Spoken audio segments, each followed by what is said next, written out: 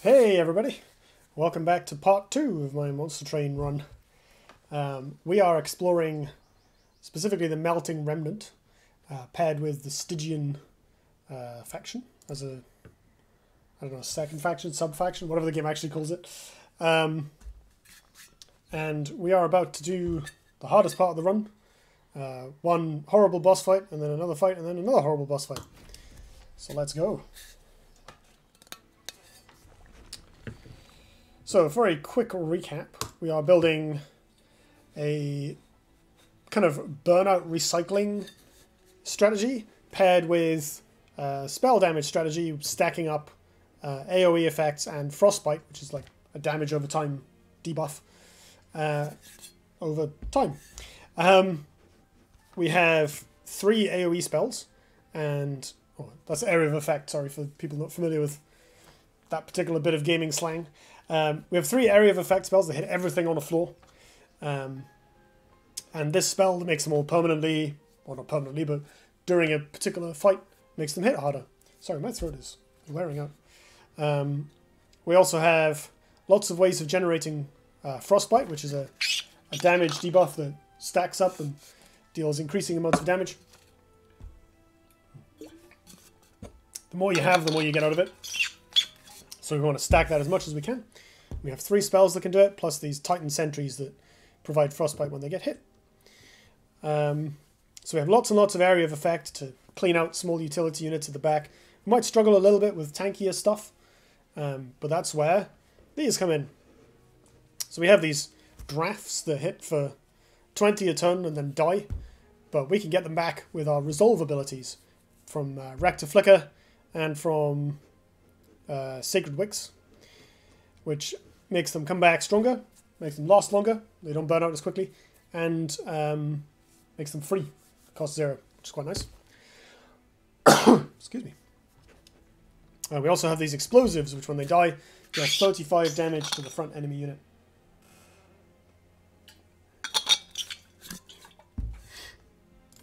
So I would like to upgrade my units. We've got a few tanky frontline units. Well, we've got specifically these sentries, and then I guess the Siren, but she's not that good.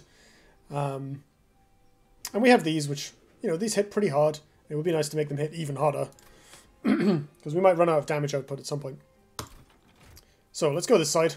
We'll grab this money. Let's do this, because it gives us maximum information before we go to the merchant. What have we got? I recognize this one. Cave of 1,000 Eyes. We can pay 25 coins for a 10% chance to get an artifact. I'm quite rich, so I could just roll with that.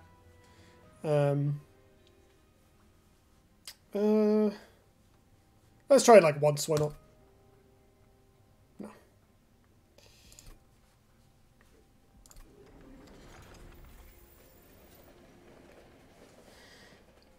Like 400 is quite a lot. We don't have slots to use 400 coins worth of upgrades, so... Right, what do we got? Ooh, Large Stone. I love this one. Large Stone is probably my favourite upgrade. So it makes the unit take up more capacity, which is a downside, but it is a huge stat bonus. It also makes the sprite bigger, which is quite fun. So we could put this on one of our Titan sentries. We're about to get more, or hopefully about to get more capacity on the floors after we beat this boss, assuming we beat this boss. So that's something worth considering. I think that makes it worth it. To be honest, it might be good on this. But I think it is better on the sentries. Do I stack them all on the biggest one? Yeah, this is probably going to be the one on the ground floor. You are now huge. We can also buff the other one up, actually. Is it worth trying to get another Large Stone after the reroll? Probably not. I don't actually want to use up that many slots. But I will gladly do this. Now we have 2 big tanky units. Oh, this is good. Burnout 1 means that... Obviously it's bad for units that don't normally burn out. Although you can put it on the explosives for some value there. It might be worth it. But it makes these last longer, which is really good. So we definitely want that. quick. This upgrade's really expensive, but it's quite nice on the dregs. Like, if I do this, this unit now gets to hit before enemies, which is really quite nice. Although most of the time it's going to die before the enemies get through the tanky units anyway. So I don't know if that's actually valuable. It's not so much damage that it's going to be able to kill whatever's in the front before it gets to attack. So it probably isn't worth the 100 gold compared to just piling more stats on top of our other units. I wouldn't mind giving it extra 10 attack though. That's pretty good. Okay, so we can't reroll again. Is there anything worth purging? I could get rid of this. It's not been that good. I could get rid of hallowed drippings. Just to free up space. It's like okay. Probably the best thing to do though is cut a dreg or an explosive. Yeah, let's cut a dreg. We don't really need them at this point, and we are running up against capacity problems. I think I'll save the next purge because we can do more upgrading in the future.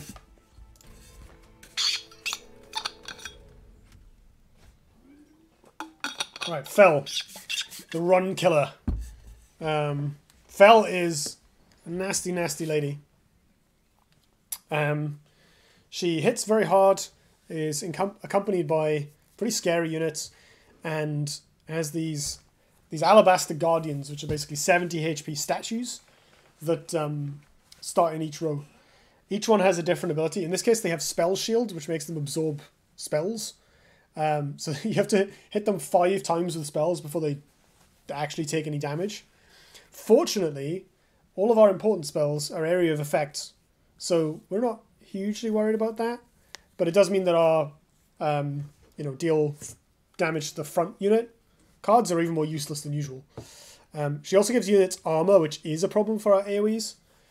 So every turn she's going to fly to a different row and put a bunch of armor on those units. And I think she gives them 10 each time, which is quite a lot. Most of our AoEs hit just about hard enough to break through that, but it's going to be a bit of a challenge. So you see these have 10. These are crap, but they have 11 HP instead of 1 now. Which means they don't just die to the Titan Sentry, which is a problem. This is the smaller one, so I might put this in the middle. Maybe alongside the Siren? I don't know, I feel like I'm mostly going to be casting spells on the bottom row. Perhaps I should just do... Yeah, you know what? Put you at the top again. We're going to put the smaller sentry down here, along with the Siren and this Draff. This way I'm just going to start plowing through this. These are all going to hit the Titan Sentry and take a bunch of frostbite damage and then die. I may as well play this, let's say up here, because it kill this faster. Excuse me. The other nice thing about this is I get a bunch of frostbite stacks on the boss, because she's still on that floor.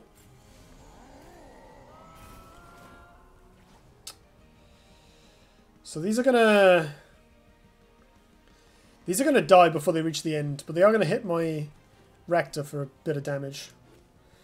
If I do this, however, it should kill them all now. You notice how this is physically larger because of the large stone, which I think is really funny.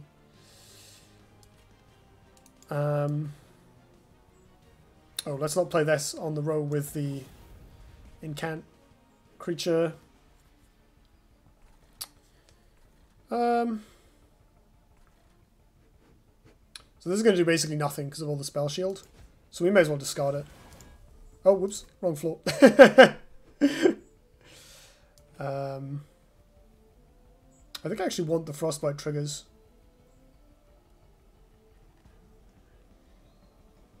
This does kill the Guardian. But I don't know if that's actually helpful. No, let's do it. It can tank some damage.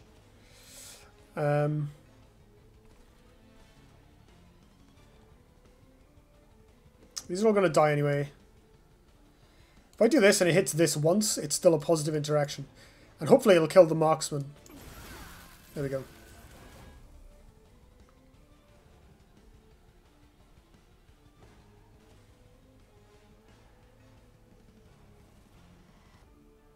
Why is that no longer going to die? Oh, because we're no longer getting the explosive off this. Because I killed the 6-2. That's actually fine. It'll just kill it next turn.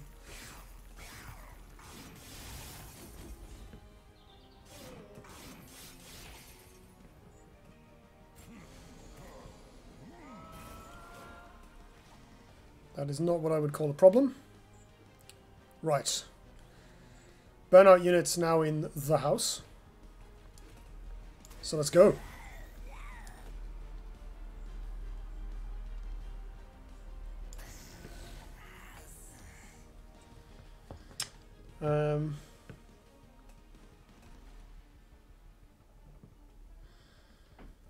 So these are going to die to frostbite triggers.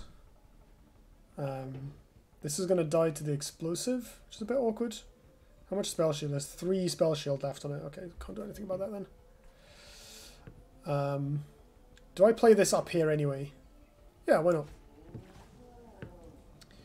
Gets it out of my deck and into the resolve pool. The reform pool. This is net positive damage on the big thing. I can't even remember what this card's called. Clipped Reflector. And I don't want these reaching the end. This is going to do nothing, but I may as well throw it out to get the Forgotten Name. Do I do this just to get the +1? Yeah, I think so.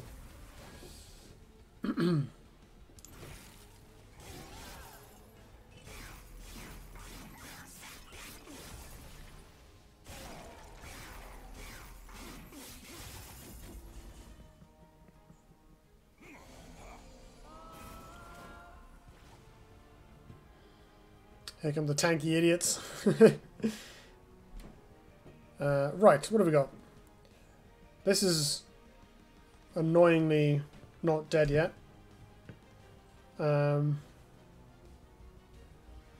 This will blow up and kill the Guardian. Spell shield 4, so we can't really do anything about that. That should kill that. Perfect. That's going to die. Perfect. So let's just lob a bunch of damaging spells down here, which is great because we get to stack up more frostbite on Fel. I wonder if is there enough to kill those? No, it doesn't look like.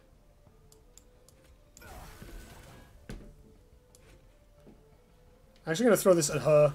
I want as much frostbite on the boss as possible because she's got a lot of HP and we need all the help we can get. Excuse me.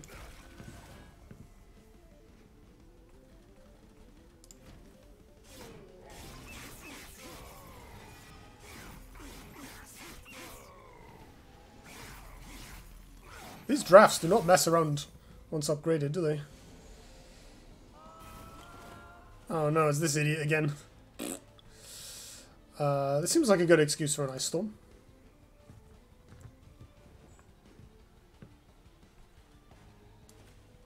Seems like a good excuse for a 5/10 that blows up and hits something for a lot of damage.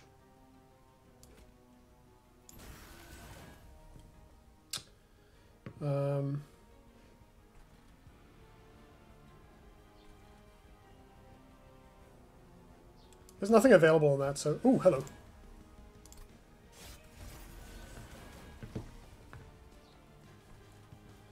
Damn, I should have done that up here. Let's throw this out. See how much damage I get. Cool. Do I kill this, or do I get more frostbite on Fel? Let's get more frostbite on Fel.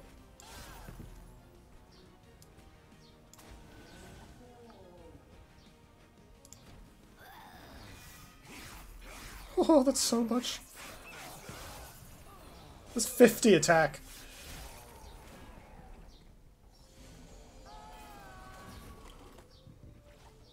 Oh, 30 attack, sorry. Still hits for 60, though. That's really good. Get this down here. Buff up my spells. Is there anything worth... Okay, that's going to die. These are going to die. So let's just throw everything at the boss. We get to discard Titan's Tooth. More Frostbite. Maybe I should have saved that, actually. Get some extra AoE. Because I've got the Icicle Fracture, so I get to keep a card every turn.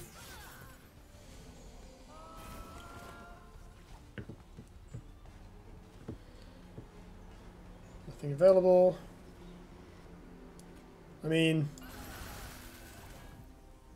Oh, whoops. That was a misplay.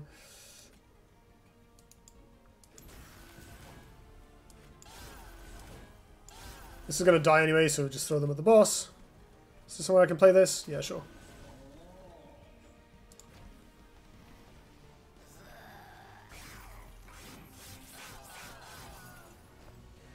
Right, here she comes.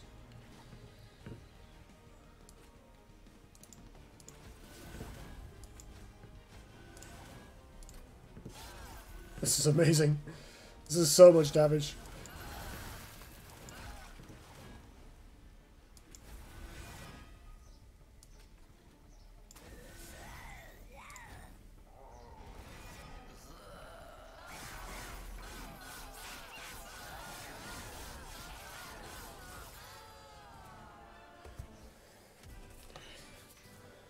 Man, this spell damage thing's pretty good, huh? Cool, so now... Ooh, exciting cards. So whenever something dies, this gains a soul, and then when it dies, it deals damage to enemy units equal to 15 times the soul count. I don't know if the souls persist after it dies and is reformed. But given we've already got the ones that die and deal 35, I guess this one does have an AoE, which might be better.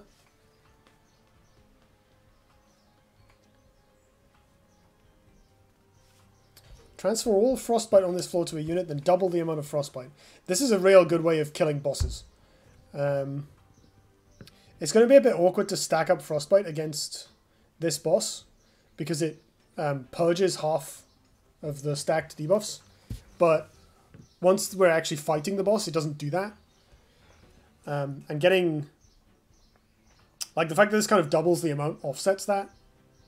So that could be good for us. Although I guess he's going to purge himself every turn, so maybe that isn't actually valuable. Apply 1x sap and 1x frostbite. That seems okay. A little inefficient, maybe. These are really good if you get the... there's an artifact that makes the X cost cards do 3 more. It makes the spikes great. It's like a cycle of these cards. There's one for each faction. But I very rarely pick them. Maybe I'm wrong. Maybe it's just good, but... I do like this. And I think this is going to be good with our Icicle Fracture and Titan's Claws to keep it around and make it cost 0.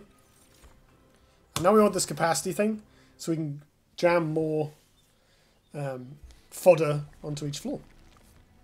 So we can remove some cards, which might be good. We could get rid of the...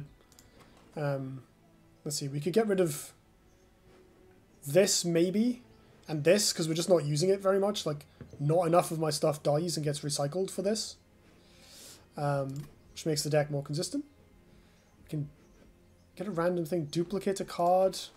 I mean, getting a third Titan Sentry would be kind of cute. Getting another Harness the Titan or a Fatal Melting is kind of cute. Getting another Ice Storm is cute. But I think just making them better again is where I want to be, I think. So we get some extra money. We can remove 2 cards. I could remove the last Dreg, actually, although I'm not... I kind of want it now, I think. Maybe I kind of need this for boss fights, don't I? Let's get rid of the last Frozen Lance, because this card isn't good. And the other 2 deal more damage, so they're fine. And we'll get rid of this. And then... upgrade a spell to remove Consume and cost 1 more.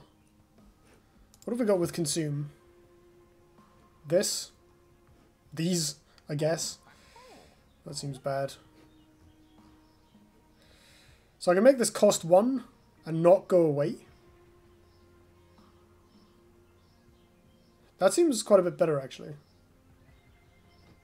Although, again, we get them back, so it doesn't really matter. Upgrade a spell to cost 1 less. We always want this. I think we put it on the effigy. Another Surge Stone. I could... Oh, you can only have 1... Right, you can't put it on cards that already have Consume. That's sad.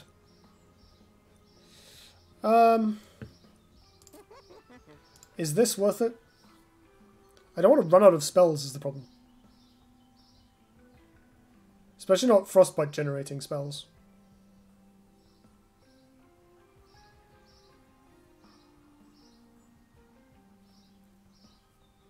No, I actually need enough spells to be able to keep casting stuff every turn. Maybe that does make this more appealing.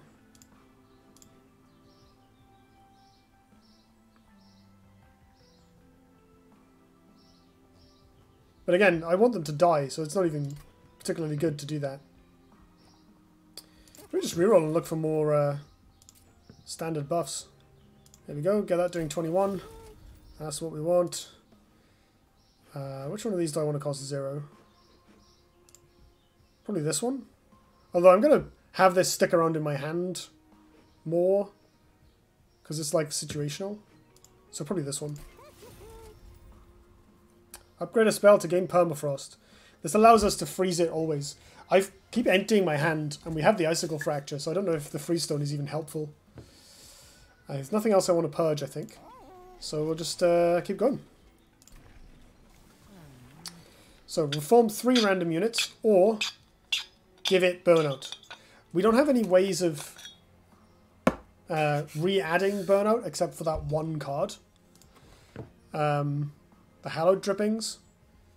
I guess I could go back and make the hallowed drippings non-consume. Does that work?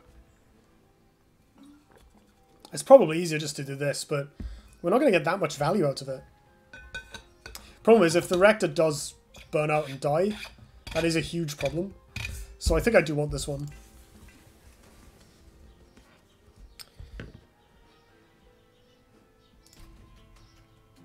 I've ended up not making as much use of that ability as I was expecting. Oh boy. You're scary, aren't you? Enemy units enter with spell shield 2? No. Power Wings. Apply Ember Drain 1 to the attacked units. This makes you have less mana. It's quite bad. This is just a tanky thing. And there'll probably be small units that deal larger amounts of damage in there as well. Just this thing on its own.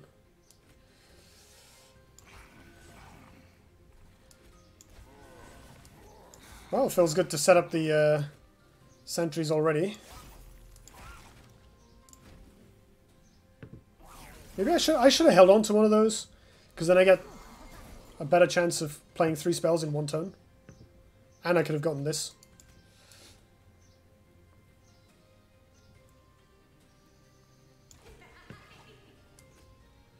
Do this.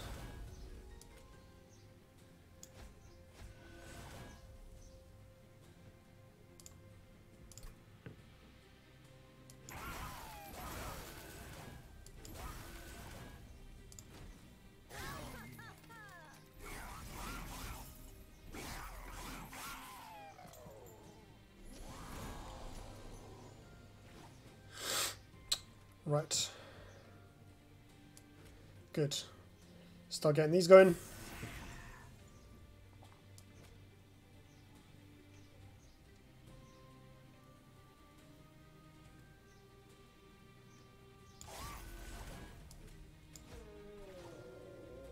This is going to die, so we don't have to worry about it.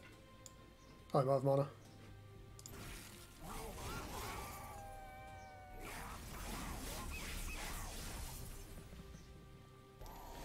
So putting a big pile of units down there does mean that I have basically no mana. But that's okay. A lot of my stuff is cheap anyway. Oh, I have literally no mana. And I can still play 3 cards. This is great. Cast my random spells down here so I get the incant bonuses. Not too worried about this. I can't really keep taking 10 damage on it, but it's okay.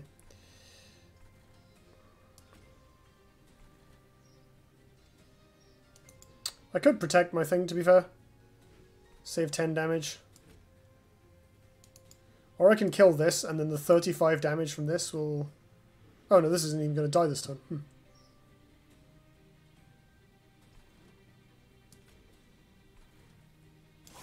Let's stack up the frostbite on that, because I actually need this gone. So it doesn't get to hit the pyre. Do I use this up? No, let's keep it. This has sweep, so I get less mana again. But it does also help me actually kill it.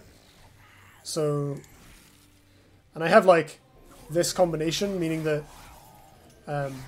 my frozen cards cost 0, and I get my reformed units, which also cost 0, so... Not really a big deal, you know. Not having any mana at all. Fine. We do not have the thing that lets me discard the Titan's Tooth, so I can only play one card this turn, besides the 0 mana ones.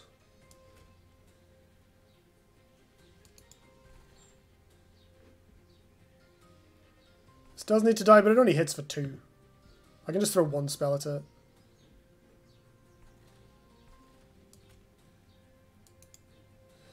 Starting grinding through this might be a good idea. Getting this down so that the Pirewing starts taking frostbite damage is good. I can just play this here, actually. Kill that.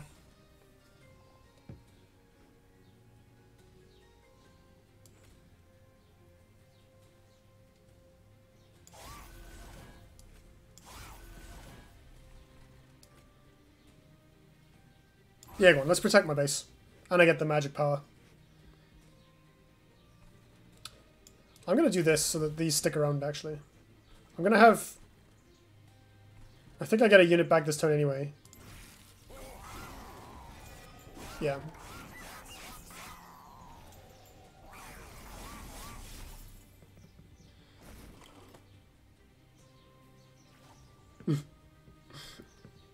Finally, I'll have mana. Right. Let's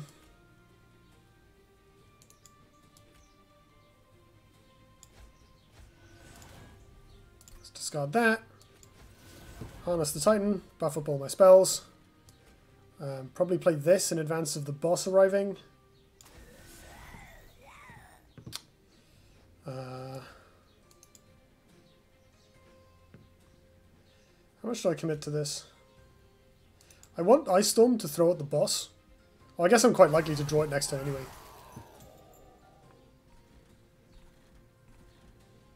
Right, cool. Neat. Kept the combo. Right. Hi boss, how you getting on? I finally have all my mana. That feels good. There's no point playing this because it'll die at the end of the turn, so I may as well save it for next turn if I can. So let's start with a bit of this.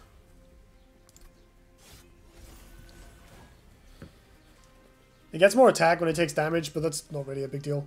So then we... Actually, it might be a big deal for this card. As long as we stack up enough Frostbite on it, all will be well.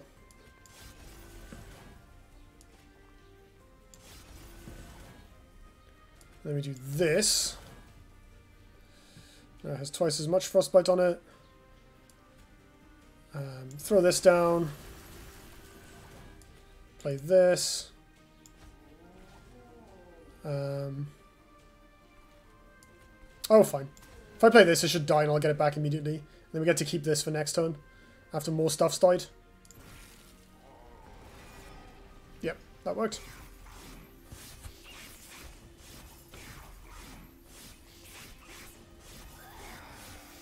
That boss is getting a scary amount of attack.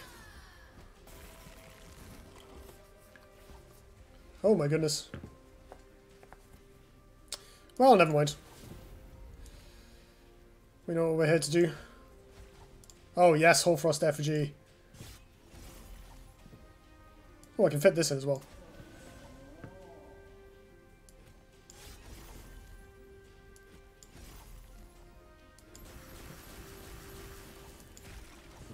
There we go. It's dead now.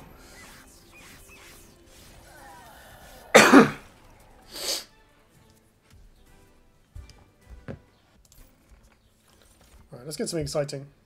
Oh, this is quite a good card. And do we have synergy with it?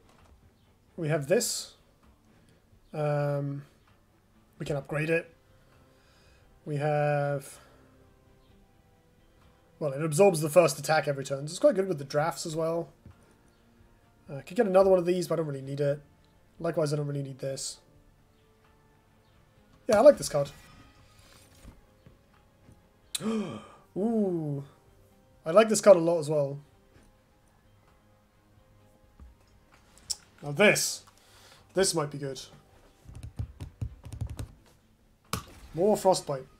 Again, we're going to struggle a bit against this boss in terms of keeping Frostbite on units because it does purge them. But that's okay. Right, this side gives us the unit upgrades, this side gives us the spell upgrades. I think the unit upgrades are what we want more. Get to remove some cards and duplicate a card, so I could make some adjustments to my build as well. Like I could get rid of the Siren, for instance, and replace it with another massive Titan Sentry. First things first, let's see which artifacts are available. This is very good. This is really good. Grant plus 3 stacks of burnout each time it's applied. That basically means my dregs don't die to themselves. That could be good, actually. But it is going to make the engine much more difficult to get running, because I'm going to need them to be killed by enemy units, which means putting them in the front, which makes them way less effective because they don't get to attack. So we don't want this. This could be quite good for keeping my Titan sentries going a bit longer.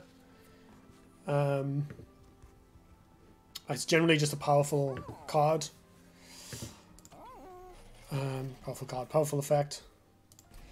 In terms of removing things, we could get rid of the dreg and duplicate, maybe just duplicate the big draft, actually. Yeah, that seems really good. I've also just picked up a Votivary and the Glacial Seal. So yeah, duplicating this instead of the dreg seems pretty strong, actually. And we could get rid of one of these Entombed Explosives, because they haven't been doing that much. The enemy units are too tanky for them to really make a big difference. Yeah, let's do that. So we remove this, and one of these. Bring in this draft.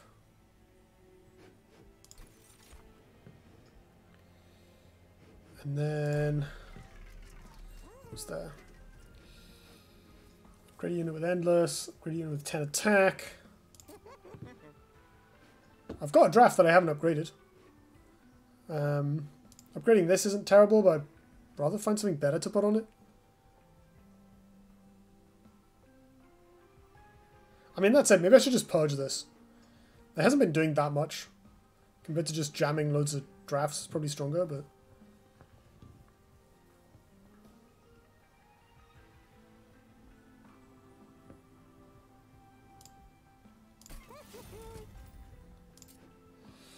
Is it worth giving anything armor? Giving this armor isn't bad because it might help it survive sweep units that the enemy has, if they have any. That might be a good idea. Do a quick reroll. There's a large stone. We do have capacity for that. I could do this.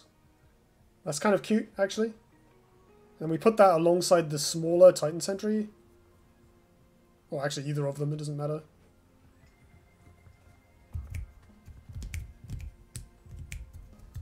Yeah, that's kind of cool, actually. And then there's one slot left for a draft each time. Plus, of course, the slots next to our boss. That does make the Votivary a lot worse. Maybe I shouldn't be doing this. I don't know, this is kind of cute. Like, it just makes it tanky. Quite like that. The other option is just to give it more health. That's probably better, actually. I'm going to put the large stone on something important. Or nothing. Could just not bother. Give the Siren some reasonable hitting power. That leaves us down on 190, which I think is exactly what I need for this Winged Indulgence. So we'll grab that. And that's it. We're on to the boss. So, hopefully we don't lose too many of our Frostbite stacks. I think he purges them off himself as well. But I'm not 100% sure.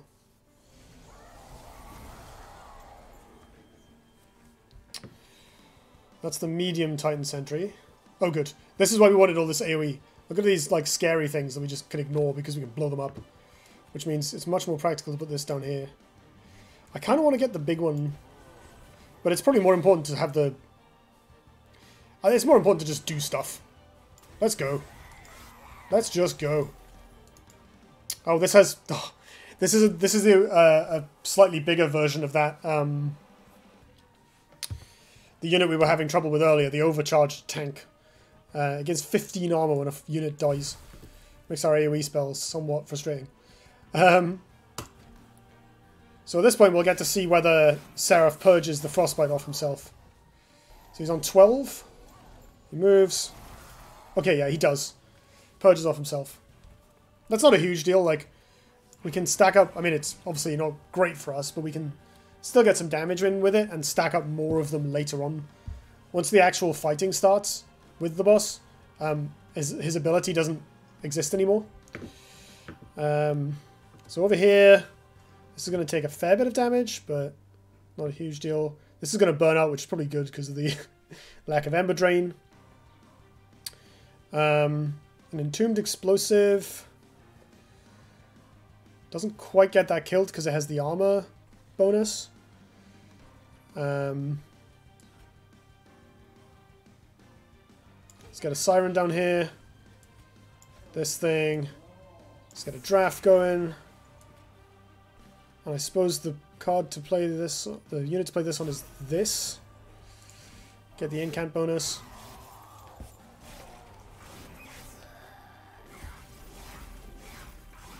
I probably should have hit one of these actually, because now my Titan Sentry is quite low on HP.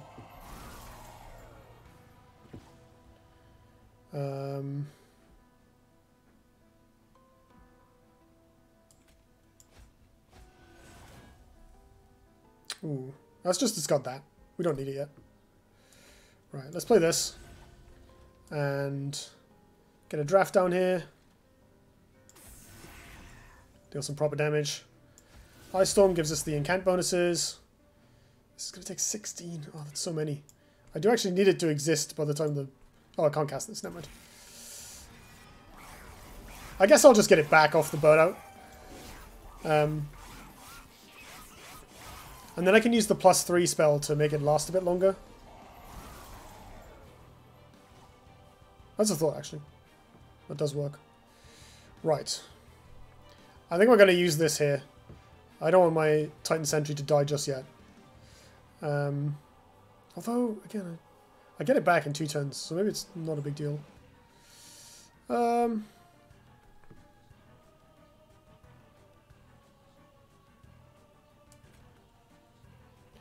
Let's see what this does for me.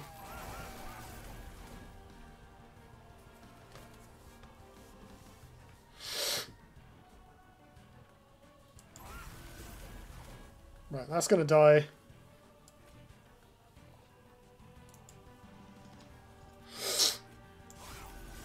Make sure that dies.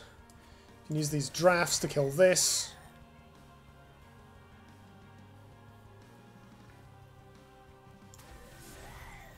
Finish that off next turn, guaranteed. We'll just recur this through the resolve effect. Sure, let's preserve 7 HP on my Titan Sentry because the Frostbite isn't doing anything else. And I'll sandbag this, which probably means casting this spell. So I can guarantee keep the Hallowed Drippings for when this does die in a couple of turns. Actually, I'll have drawn it again by then, who cares?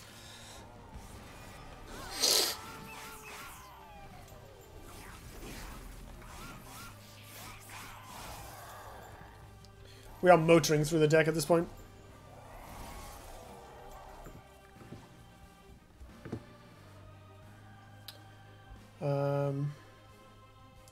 Is there another spell that I can buff? There is. There's an Ice Storm. So I want to cast this offering first before playing Harness the Titan. But then I miss out on the Titan's Tooth. So I only have 1 mana, so let's just play this now.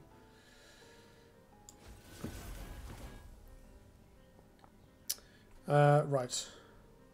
That's going to burn out, that's fine. It's going to die. Kind of want my Erector to not take too much extra damage. So maybe I should throw a little spell at this Lightwing. Or actually, no, it's fine. I'll just put this in front of it.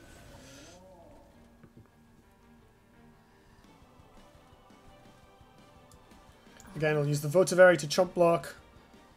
And then we discard Titan's Tooth down here. Let's... There's no point flash freezing Seraph, you'll just purge it.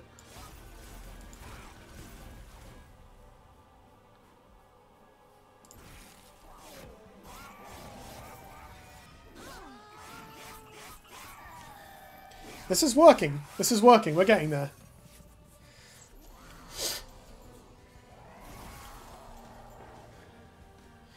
You might notice like how much more complicated this is than my previous run. There's the amount of like extra stuff you have to track and take care of with this faction is ridiculous. Like it's so much harder. Which is great, like, that's a good thing, it's part of the fun. But... So next time I'm definitely drawing Harness the Titan. So I want to end my turn with this in hand if I can. To guarantee getting the buff on it. Let's see. If I just play this. So that's going to die. This isn't dead yet, but... This is gonna hit both of them. Good. So now I can... So I'm not relying on the... No, I am relying on the Frostbite with this one, aren't I? This is gonna hit this for... If I do this, the Titan Sentry will kill the Gilded Wing, and the Waxer will hit... the Draft will hit this twice, so it'll die. Which means I can pull all the pull all the Frostbite onto Seraph for a nice bit of damage. Oh, I can't guarantee, can I? Because I want to keep hold of this.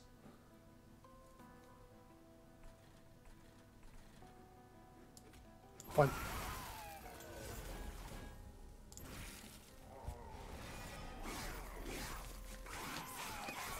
The odds of me drawing it are terrible.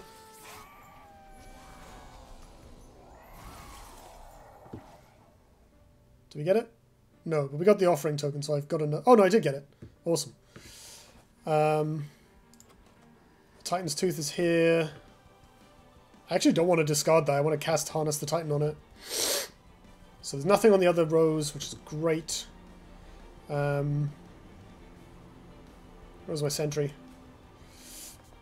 You get in there. And then we'll play this to keep it alive. Stack up that Frostbite. Let's draw and discard.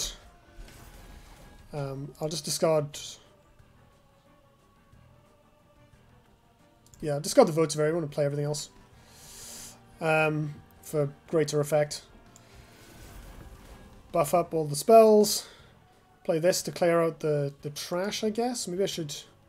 Oh, this isn't the one that has Harvest. We'll just throw the spells at them randomly. Do that. Do I do this first? Yeah, we'll do this first. That's going to die anyway, so let's throw all the Frostbite at Seraph. Like, even though Seraph purges it, or purges half of it every turn, that looks like it says 2,107 Frostbite. That is not the case.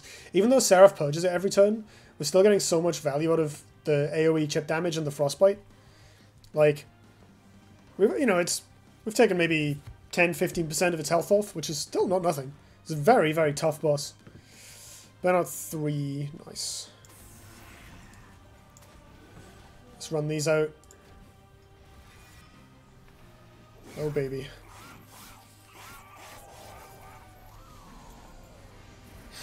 Right. So now we can stack up as much Frostbite on it as we want, which is awesome. So, Harness the Titan. Some AoE. Some more AoE. Flash freeze. And then we move all the frostbite onto him and double it. And, well, that's the run. He's going to die.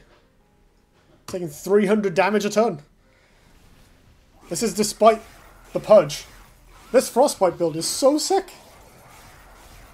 That is amazing.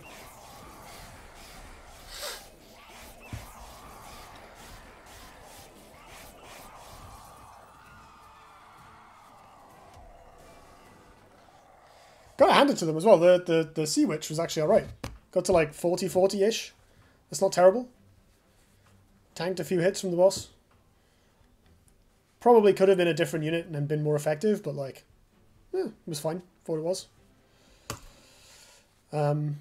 Wow, so it ended up being the recursion part was like just okay, and the frostbite and the AoEs was what did all the work. Were what did all the work there. I think I've come to really value having the ability to just remove the like annoying high damage units at the back.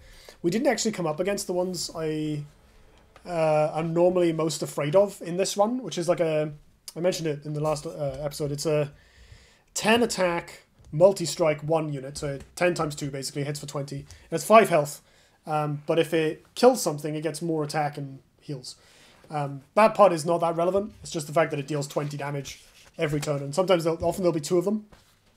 And you know, a lot of the removal spells, the single target removal spells, just hit the thing in front, and they'll always be sitting behind these. You know, you saw them like the thing that has harvest, it gets bigger, or the 180 health gilded champion or whatever it's called, like these big tanky units that, you know, can easily absorb a 70 damage burn spell, even a doubled up one, making it very difficult to grind through them to get to the squishy units, which then have free reign to just beat up your tanks.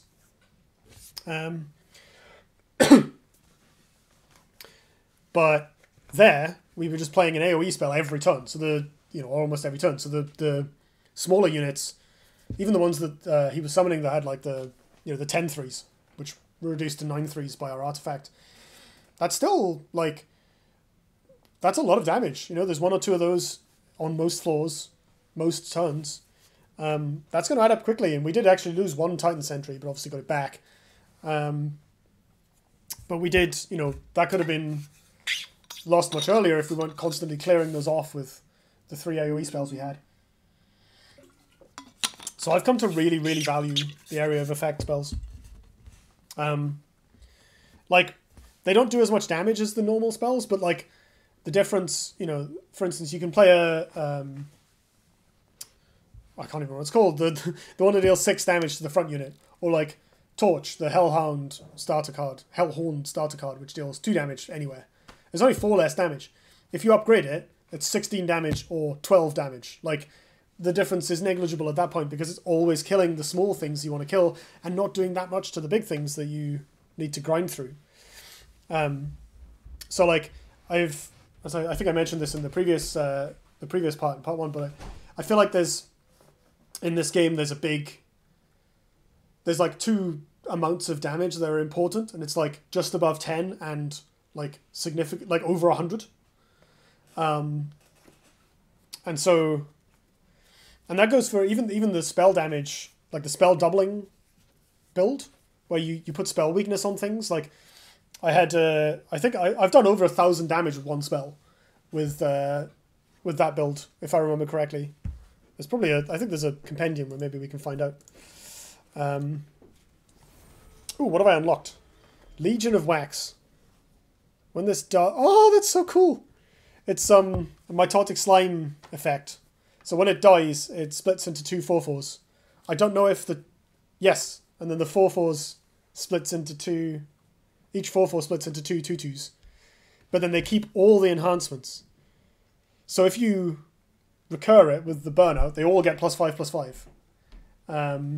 If you upgrade this card to give it more stats, then, you know, if it gets, like, you give it +5/+10, it's going to split into 2 9/14s, not 2 halves. That's so cool. That's a really cool design. There's a lot of capacity. But like, if you're recurring this every turn, it gets hit and then hits back with the small things. That seems kind of cool, actually. Crushing Demise. Kill a random friendly unit, kill a random non-boss enemy. That's amazing.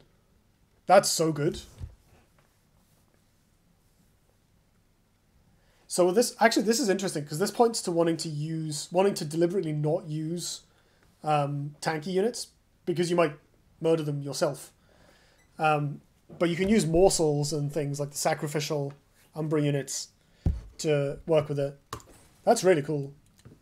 Oh, more. Deal 25 damage and daze 2 to a damaged unit. That's cool. Oh, it costs 3. There's definitely like, there's a set of spells in this game that essentially have the hidden rule text that says spend 2 upgrades, making this cost 1. Like, there's a lot of cards that cost 2 or 3 and they're just a bit crap. But then when you upgrade them, they become amazing. Gain 5 mana when a tomb unit dies. So these are...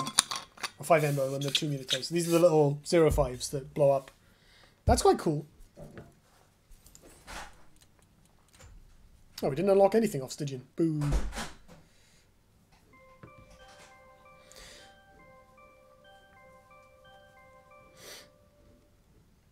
I wonder if... So these are the cards I own. Upgrade the generals I can get. Artifacts I can have. And some stats.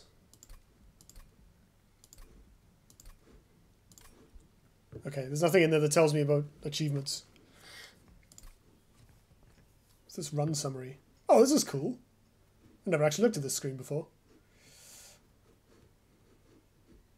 Generate challenge. I wonder what that means. Find out in a minute. This is well cool.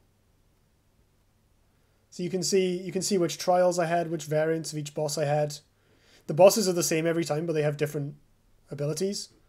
They get randomized on, and then your total score, which is like the XP you get.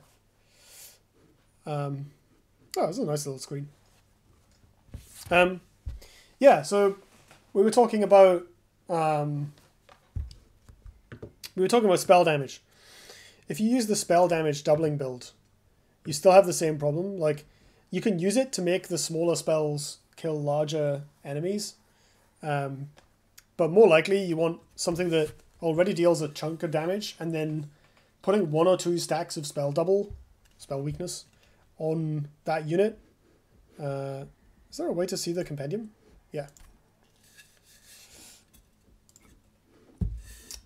Putting 1 or 2 stacks of spell damage, spell weakness on that unit causes it to then kill it. Like if you've got, for instance, where is the guy? So you've got a Helical Crystallis, and you've upgraded it so it deals 35 instead of 25, and maybe other upgrade makes it cost 1. Now it deals 70 damage. That's not going to kill tanky units, but if you double it to 140, that kills most of them. Not all of them, but most of them. Like basically the only normal unit it doesn't kill are those 160 HP gilded, whatever they're called, gilded champions. So otherwise, this is going to blow up whatever the frontline enemy unit is with just 1 stack, which is great because there's a card that gives you 1 stack at a no ember cost. And the other thing is that if you apply spell weakness to like a group of enemies that have buffs, like sometimes you have, you know, a small tank and then a bigger one, like you saw it with the shield unit that has about 60 HP in front of the overcharged tank, the one with harvest that gets tougher when stuff dies. And sometimes if you have like area of effect spell damage and an area of effect spell, you can clear out those formations, or finish off a bunch of damaged units. But generally speaking, like using spell weakness to get like a 10 damage spell to kill a 160 damage HP enemy is impractical, because you need to do that every turn, and that's just too much spell weakness to reasonably be able to apply. There's something like maybe you get this and you make it so that it doesn't have consume, and you just spam that over and over again. But you know, that's sort of it's similar with the frostbite, right? Like the frostbite stacks didn't do that much to the individual enemies. It did help. It made up for the relatively low damage output of some of our units, and the fact that the Titan Sentry can cause like 12 stacks a turn is pretty, like across an entire formation of enemies, that adds up really fast. But the frostbite itself is not going to kill the big things. But it is really good against bosses because you can get it into the hundreds because the boss is just there for so long. And you can do the same thing with spell weakness. Like, there's a unit that, let me find it. This Icy Cellophite, which we saw a couple of times in the run. This card, when it hits the enemy units, it applies a stack of spell weakness. And it has sweep, so it hits in a AoE. So one time I gave it a bit of bonus attack and multi-strike, which there's an upgrade where you can give it multi-strike, so it attacked twice. So it applied spell weakness 2 to everything on the row, which meant that, 1 in 3 times roughly, the boss is going to be there. And that means that by the time the boss fight comes round, the boss has like 10 stacks of spell weakness on it, plus random ones that I've thrown at it using the card that applies spell weakness. And I think that was how I ended up casting one spell. It probably was a Helical Crystallis for like 1,000 damage, because over the course of the fight it stacks up. And I really enjoy that about the game. Like, there's different enemies require different lines of thinking in terms of like the time you have to attack them, and like the fact that you can fight the boss while it's not fighting you, like you can still hit it with damage, you can still apply debuffs to it, you can prepare for a fight, means that you can still, it's like a really clever design decision allowing you to use these kind of debuff based strategies against an enemy that like hits for 30 and has 2300 HP, because you have 10 or 12 turns. I don't know exactly how long they last, but you have 10 or 12 turns to stack up the effect and make it so that by the time you come to fight the boss, it's really heavily debuffed and you can just kill it in one fell swoop. I really enjoy that about the game. I think that's a very nice approach that I don't think I've seen elsewhere. Like, there are obviously bosses in every game genre with trash mobs that you kill, but normally they have a distraction from the boss, not like an opportunity for you to set up, like where the boss isn't actually attacking you. They allow you to set up stacks of rage. You can trigger your slay abilities in a way that like a lot of games, a lot of roguelikes I've found, all the ones I've played, have this, apart from this one, have this really big problem where like most of the stuff you can do in the game sucks against bosses. In Dead Cells, most of the mutations are useless against bosses because they do stuff like when you kill an enemy, do X. When you like if there's no enemies near you, you get a bonus. When you have a speed bonus, which you get by killing enemies, you have another bonus. That sort of thing, like conditions that just don't apply when you're fighting one enemy and it's next to you the whole time because you're in a confined arena. So the actual builds you can make that are practical are quite limited. The game allows you to reset your mutations once, but so you can avoid this effect a little bit against the final boss. But it means that all the cool builds you can do, like half of them don't work because they don't work against bosses, and the bosses are the hard part. You can deal with normal enemies by just like hiding around corners and chucking grenades at them until you win. In a lot of cases, like there are ways. The game is reasonably well balanced. That most of the time you won't be doing that, but like a lot of the cool stuff you can do against normal enemies doesn't work against bosses. Slay the Spire has this problem as well, where the encounters in Slay the Spire are much shorter, but effects that like work when you kill an enemy unit, or effects that like certain combos that are normally not a problem. Like, bosses can counter. And the game spreads out the love and hate a little bit. Like, most of the sort of when this gets a kill effects are permanent. And the card has Purge. I've forgotten what consumer's called in Slay the Spire already. So that, it's a one-use card. You only get it once a game. Once a fight. But, so those aren't so bad. And effects that allow you to do things like certain combos that the bosses also are vulnerable to or more likely good against. There are also elite enemies that counter those things. So, like, the bosses aren't the only thing that makes your life difficult throughout the run. So you don't get as big of a difficulty spike. But there is one particular boss called the Timekeeper that is really, really strong against people spamming lots of spells, and you don't know that you're going to fight it until you get to Act 3, whereupon you just get hard countered and you couldn't build to avoid that. Which is another thing that this game avoids by telling you up front, okay, you're going to face this boss, make sure you're able to deal with its problem that it applies to you. And sometimes, in this case, I took a debuff strategy anyway, and it was fine. Like, you can power through it. It's not as big of a hard counter as the Timekeeper is.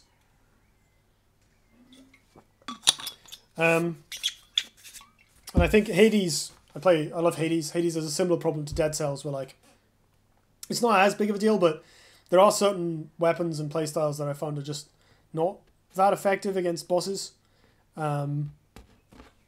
compared to the normal units. And generally speaking, the feel of fighting a boss and the feel of fighting normal enemies is like two different games almost.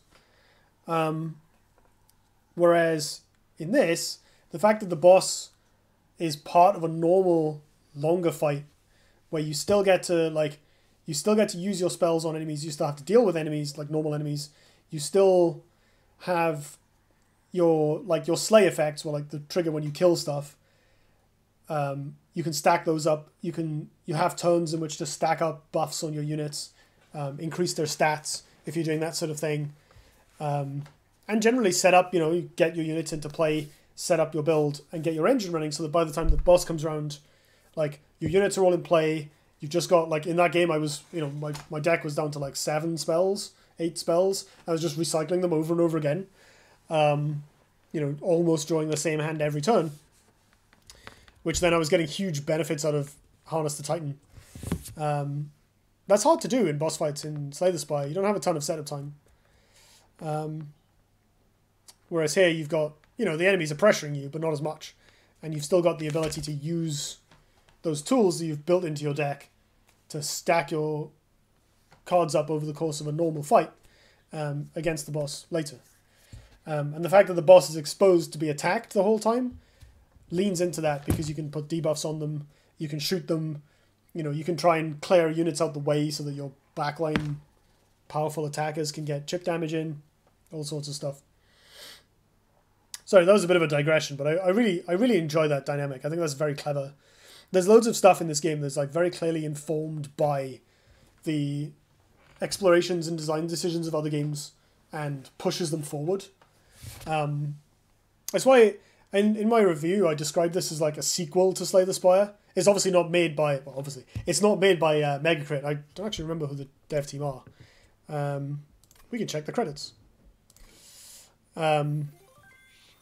Shiny Shoe. There we go. That's the dev team. Shiny Shoe. So yeah, it's not made by the same people as Slay the Spire, but it feels like a game that directly took the things that Slay the Spire did and said, okay, here are the strengths and what we perceive as weaknesses of that design. How do we take the gameplay further in a new direction to provide a new challenge while also addressing or ameliorating those weaknesses in a naturalistic way? And it does that better than most actual sequels do. I mean, that's, I think, partly helped by the fact that it is a different team and people, the Megacrit folks, like, they're still working on Slay the Spire. Whereas having a new team come out with fresh perspectives and say, yeah, we loved all this stuff and here's some new ideas, I think makes a big difference. Again, not to rag on Slay the Spire, like, this game would not exist without Slay the Spire, I imagine. And Slay the Spire laid a lot of groundwork for what this game can now do. Standing on the shoulders of giants. Yeah, what else? So circling back to like the point I opened the first episode with, where there's this wonderful escalation of complexity over the course of the your plays through the meta progression. That's the term I want. The meta progression in this game is really good. Like a typical roguelite, you unlock stuff and improve your tool set as you carry on alongside improving your skills. And this game does a very good job of meting out the more finicky or challenging mechanics later on, such that you start off with this relatively simple, clean setup. I'm going to put the damaging things behind the big things, which is like a really important element of this game to wrap your head around, or at least I think it is. It's an important element of my playstyle. I don't know how anyone else plays it, but protect the squishy hitters, hard hitters behind big lumps, and then it introduces you to basic synergy. Hard hitting units like it when you give them more damage. Big tanky units like it when you heal them, and these ones reward you for healing them, and you get benefits from that. These sort of very clean synergies. And then when you get to the later factions, like the Umbra cards mostly make sense. They've got this kind of generating extra ember theme that I've never really felt the need to make use of. But I wonder if you can do some ridiculous... Like, I imagine the players who've unlocked everything and are very familiar with the game can probably put together some really clever combos where you use these to do big turns with something. Maybe this is another way to approach using all those high-cost spells. And maybe there are ways to recur those spells later on that allow you to, that really pay you off for spending 10 mana in one turn to play like a 3-cost spell 3 times. I don't really know. But I'm interested to find out. But the morsel stuff, these are really interesting little abilities that they're kind of obvious. Like the morsels, they're automatically eaten, and then you have units that benefit from eating them, and then cards that make more morsels. We haven't seen these on screen, but this one is particularly good. This one, you can't generate these too easily. There's a specific card that makes them, which is where is it? Making of a Morsel. This card is really good because you're giving your units +5/+5 every turn and stacking up those buffs. It adds up real fast.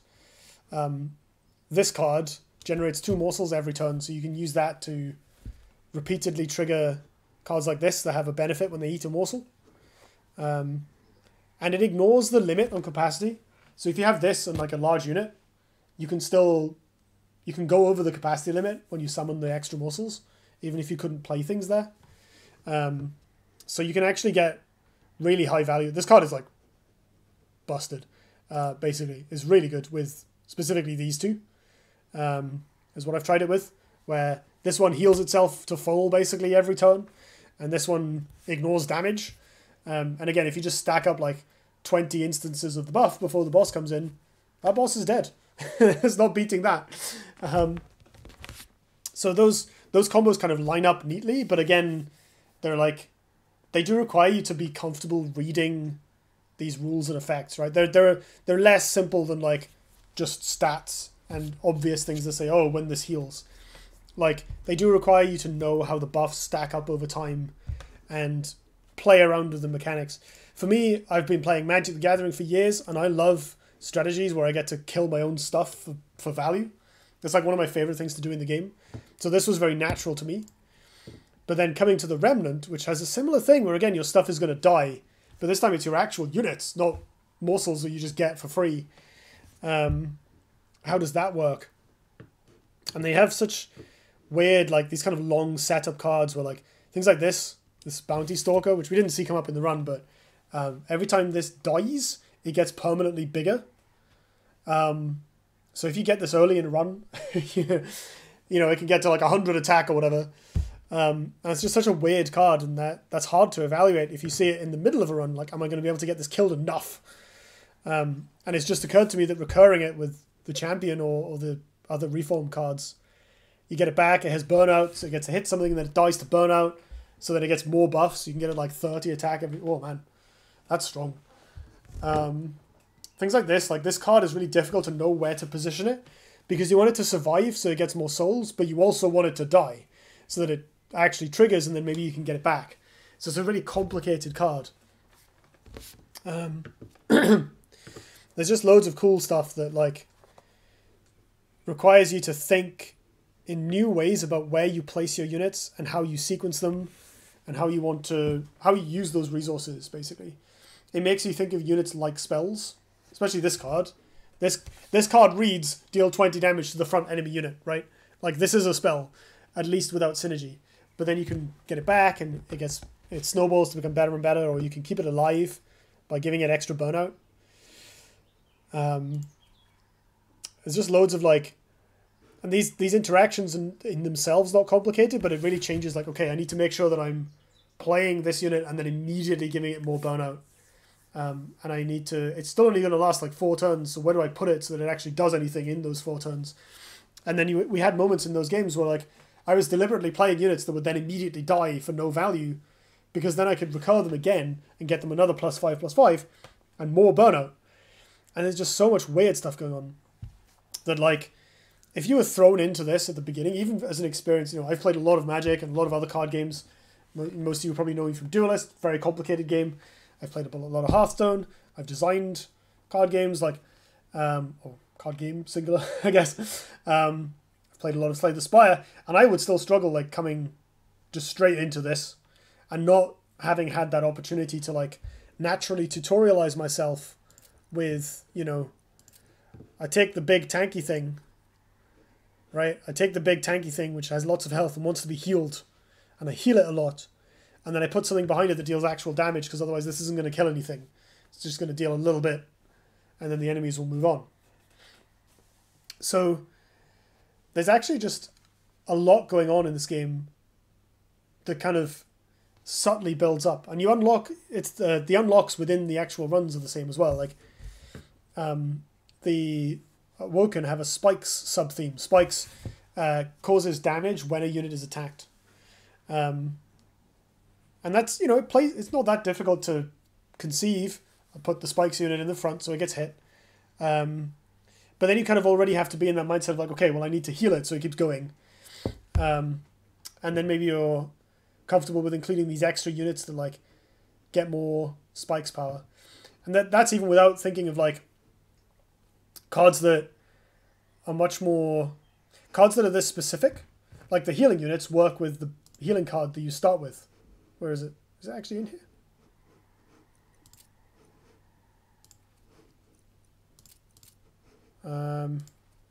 Restore. There it is. So you start with 3 of these in your deck. So your healing units work right out the gate, right? You can always heal them. That's not the case for the Spikes. So you have to know how to draft and how to trim down your deck to the point where you're consistently getting your combos together. We talked about the champions in the review, where like the champion, how do I see the different champions? This one. There is a champion with Spikes. So if you know that's what you want to do, you can choose to make your champion provide that level of consistency. Or, even if you don't know, you can upgrade it later. The way the champions work is you get 2 paths that you're offered, but you can pick a level at each time. So, say I start out with this, the first level of explosive, and then I've drafted a bunch of Spikes cards, and I want to move into Spikes. So I can pick this instead. So we'll get like more health and Spikes 10 and its original Rejuvenate ability, or I can keep going on the Rejuvenate train.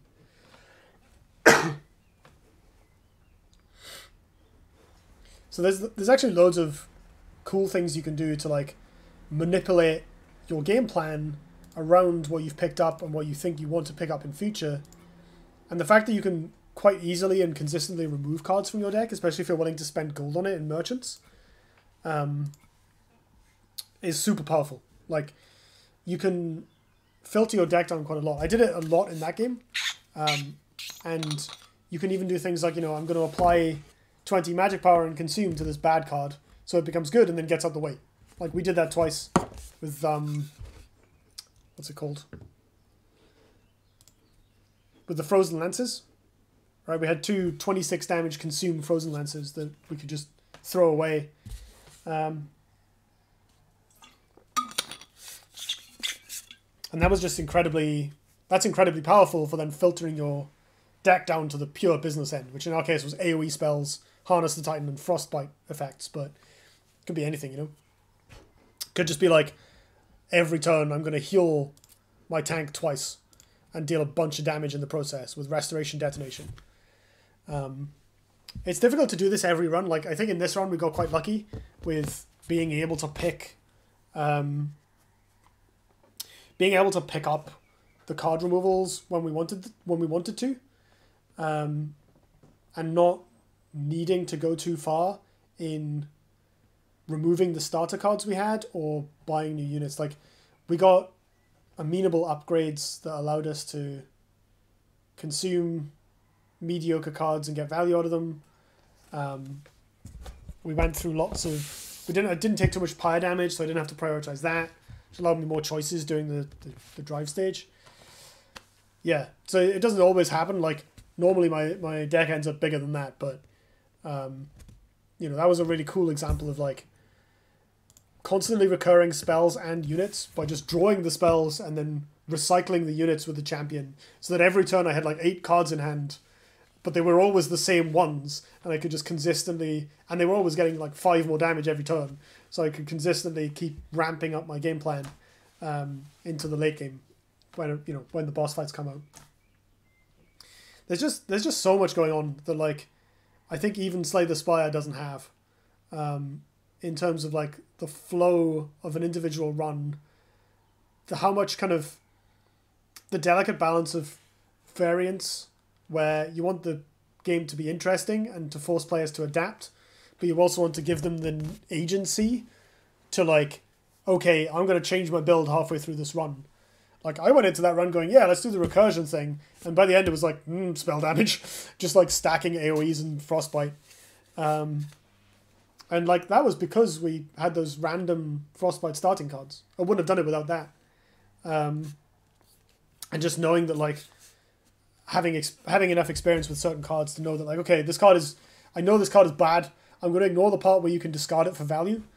And I'm not going to try and do that. I'm just going to like basically put up with it and make it cost 2 less. Then it'll be great. And then if I do get to discard it, which happened reasonably often because the deck ended up filtered so much, it's just gravy on the, gravy on your chicken. I don't know. It's just gravy, right? That's the entirety of the phrase. There isn't anything else. It's on. Anyway. So yeah, I feel like I've waxed lyrical about this game quite a lot now. The run ended quite a while ago. I've just been enthusing about it. But I think it's fun to like, I don't know. I've never done professional game design. I've done a lot of amateur game design, but I've never done professional game design. But I think it's fun to like have these conversations, and without wanting to like presume that I do know everything, at least try and like express why I like a game and express what I've learned from a game from a design perspective and what I find interesting, and like, what I think what I think developers are going to take from this game, what I would take from this game if I was going to try and make something like this myself. Like if I get a phone call and it's the developers being like, hey, we saw your YouTube video and offered you a job. Here's your interview. What are you going to change for, Monster Train 2? It's good to know it's good to like try and understand games, I think. And I think there's a lot of YouTubers where it's, that are called angry something or like grumpy something or whatever. Like, people who make a brand about critiquing games in a comedic way or in a sardonic way or whatever. And sometimes people who are angry about women in their Battlefield 4. But we don't care about those people. I like exploring why I like games. I really do. It's fun. It's good. There's a lot of negativity in this world as it is. There's a lot of horrible stuff that happens and a lot of things that we need to fix and fight back against and improve and care for, and people that deserve better and should be given better. But in the meantime, you know, it's also important to like look after ourselves and love stuff and enjoy our lives. And part of that is making long ass YouTube videos where I play Monster Train for 2.5 hours. I did them both on the same day and enthused about it. So I hope the digression was fun or useful. Let me know what you think. You know, what do you think about the game's design, good or bad? What have I missed? What did you interpret from it? And what are your strategies? Like I realized earlier this game must have a subreddit, but right now I might refrain from looking it up on the internet because I think that would open Pandora's box and like spoil it for me. I'm really enjoying the exploration, but hearing from other people, other individuals about what they're doing is really fun. And I don't think any of my friends have played this game yet, my IRL friends. So, you know, if you've played it and you've got strats to share or questions to ask, hit me up. We can chat. Maybe if there's enough interest, I'll make a channel on my Discord where we can discuss it in depth. But the YouTube comment section is also perfectly good for the purpose. Right. I have run out of water, and I have long since finished this actual run, so I should probably shut up. Thank you everybody who made it this far, and an unheard thanks to all the people who watched some of it and then quit when I started talking about talking about cards in depth instead of playing. Yeah, I hope you enjoyed. I hope you're having fun watching me play this game. Let me know if you want more. I can do